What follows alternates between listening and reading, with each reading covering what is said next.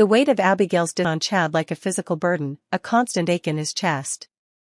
He moved through his days in a fog, the vibrant colors of life muted, the laughter of his children echoing a joy he couldn't quite reach. Yet, amidst the grief and confusion, a flicker of something new was beginning to ignite within him, a hesitant warmth he couldn't deny. It was Kat. He'd tried to resist it, of course. Tried to categorize her as a co-conspirator, a pawn in Clyde's twisted game. He'd raged at her, pushed her away, desperate to protect the fragile memory of Abigail, to preserve the sanctity of their love. But Kat's vulnerability, her genuine remorse, and the shared trauma of being manipulated by Clyde, had chipped away at his defenses. He saw the fear in her eyes, the genuine pain she carried, and a reluctant compassion bloomed in his heart. Kat, for her part, walked a tightrope of emotions. She was drawn to Chad's strength, his vulnerability, the raw pain that mirrored her own. She saw the love he held for Abigail, a love so profound it seemed to transcend even death, and it both intrigued and intimidated her.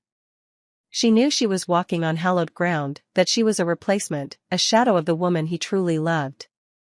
Yet, she couldn't help the feelings that were blossoming within her, a fragile hope that maybe, just maybe, she could help heal his broken heart.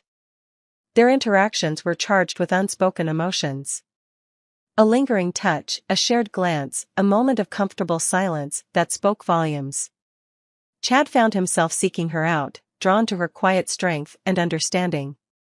He'd find her in the gardens, tending to the roses Abigail had loved, and they'd talk for hours, sharing memories, dreams, and the heavy burden of their shared past. He found himself laughing with her, a genuine laugh that hadn't surfaced in months, and the guilt that followed was immediate and sharp. How could he laugh when Abigail was gone? How could he move on?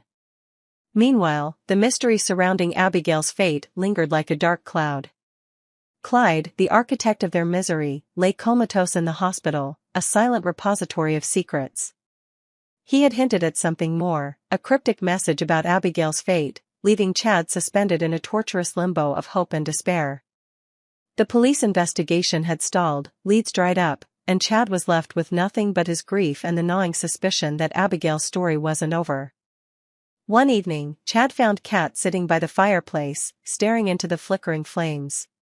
He sat beside her, the silence between them comfortable, yet heavy with unspoken words.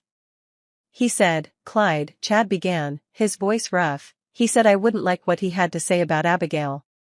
Kat turned to him, her eyes filled with a mixture of fear and understanding. "What do you think he meant?" she whispered. Chad shook his head. "I don't know. But I can't shake the feeling that there